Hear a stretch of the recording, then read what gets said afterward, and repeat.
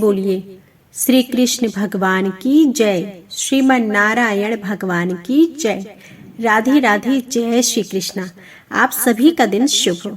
आज आप सुनेंगे मार्गशीर्ष मास महात्म्य में आगे की कथा।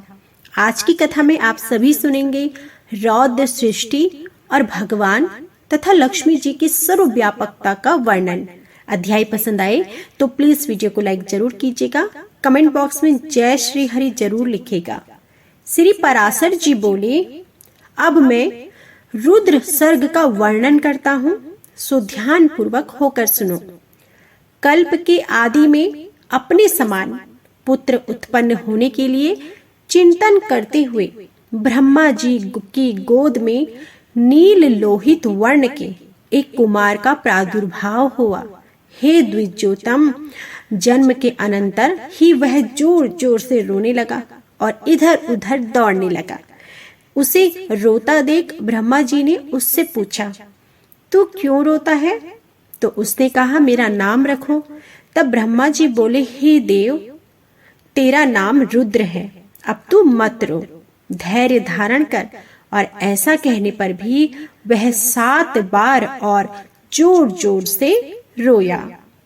हे मुने, तब भगवान ब्रह्मा जी उसके 7 नाम रखे तथा उन 8 के स्थान स्त्री और पुरुष भी निश्चित किए।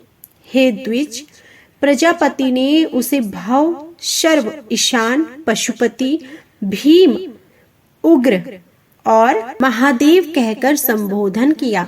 यही उसके नाम रखे और इनके स्थान भी निश्चित किए। सूर्य, जल, पृथ्वी, वायु, अग्नि, आकाश, दीक्षित ब्राह्मण और चंद्रमा, ये क्रमशः उनकी मूर्तियां हैं। हे द्विज श्रेष्ठ, रुद्र आदि नामों के साथ उन सूर्य आदि मूर्तियों की क्रमशः सुवर्चला, उषा, विकेशी, अपरा, शिवा, स्वाहा, दिशा, दीक्षा और रोहिणी नाम की पत्नियां हैं। हे महाभाग, अब उनके पुत्रों के नाम सुनो। उन्हीं के पुत्र पौत्र आदि से यह जगत परिपूर्ण है। शनैश्चर, शुक्र, लोहितांग, मनोजव, स्कंद, शर्ग, संतान और बुध, ये क्रमशः उनके पुत्र हैं। ऐसे भगवान रुद्र ने प्रजापति दक्ष की अनिंदिता पुत्री सती को भी अपनी भार्या रूप से ग्रहण किया। हे द्विजोतम, उस सती ने दक्ष पर कुपित होने के कारण अपना शरीर त्याग दिया था। फिर वह मैना के गर्भ से हिमालय की पुत्री उमा हुई और भगवान शंकर ने उस अनन्य परायणा उमा से फिर विवाह किया। भृगु के द्वारा ख्याति ने धाता और विधाता नामक 2 देवताओं को तथा लक्ष्मी जी को जन्म दिया, जो भगवान विष्णु जी की पत्नी हुई। श्री मैत्रेय जी बोले, भगवान, सुना जाता है कि लक्ष्मी जी तो अमृत मंथन के समय क्षीर सागर से उत्पन्न हुई थी। फिर आप ऐसा कैसे कह सकते हैं कि वे भृगु के द्वारा ख्याति से उत्पन्न हुई? तब पराशर जी बोले कि द्विजोतम, भगवान का कभी संग न छोड़ने वाली जगन जननी लक्ष्मी जी तो नित्य ही हैं, और जिस प्रकार श्री विष्णु भगवान सर्वव्यापक है, वैसे ही ये भी हैं। विष्णु अर्थ है और ये वाणी है, हरि नियम है और ये नीति है, भगवान विष्णु बोध है और ये बुद्धि है, तथा वे धर्म हैं और ये शक्तियां हैं। हे मैत्रेय, भगवान जगत के श्रेष्ठा हैं तो लक्ष्मी जी सृष्टि हैं। श्री हरि भूधर हैं तो लक्ष्मी जी भूमि हैं। भगवान संतोष हैं और लक्ष्मी जी नित्य तुष्टि हैं।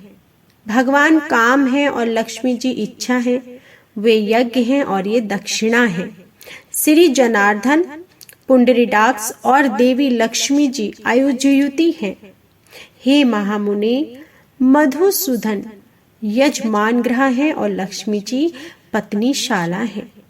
श्री हरि यूप है और लक्ष्मी जी चिति है, तथा भगवान कुशा है और लक्ष्मी जी इन्मा है। भगवान शाम स्वरूप है और श्री कमला देवी उदकिति है।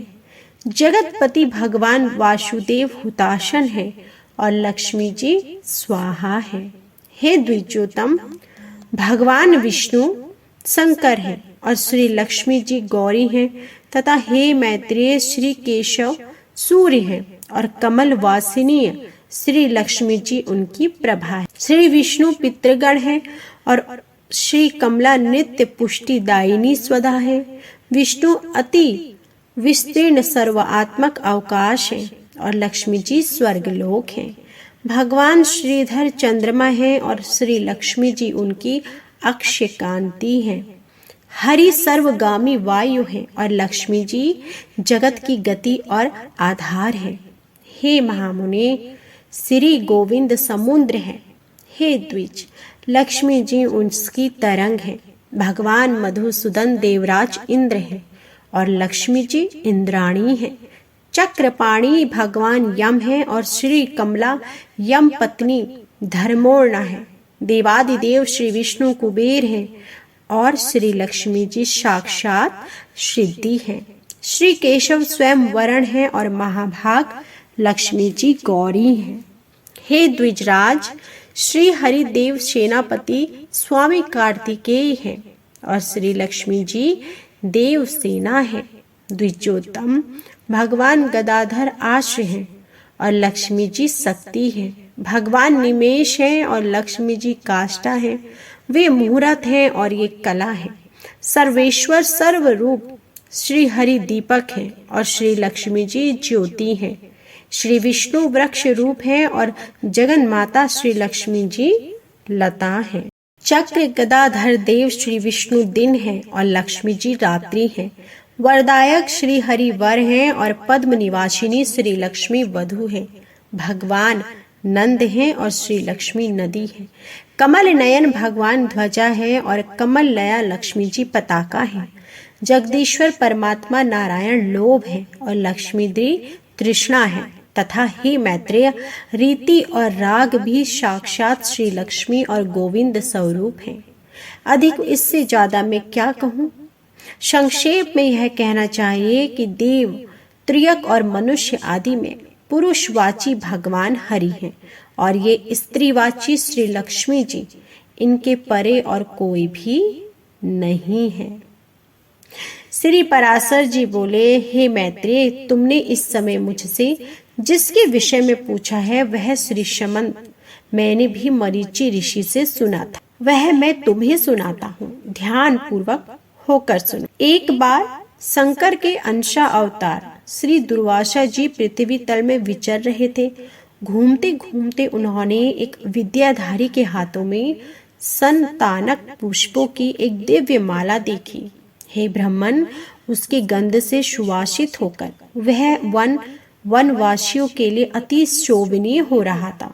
तब उन उन्मत्त वृत्ति वाले विप्रवर ने सुंदर माला को देखकर उसे उस विद्याधर सुंदरी से मांगा।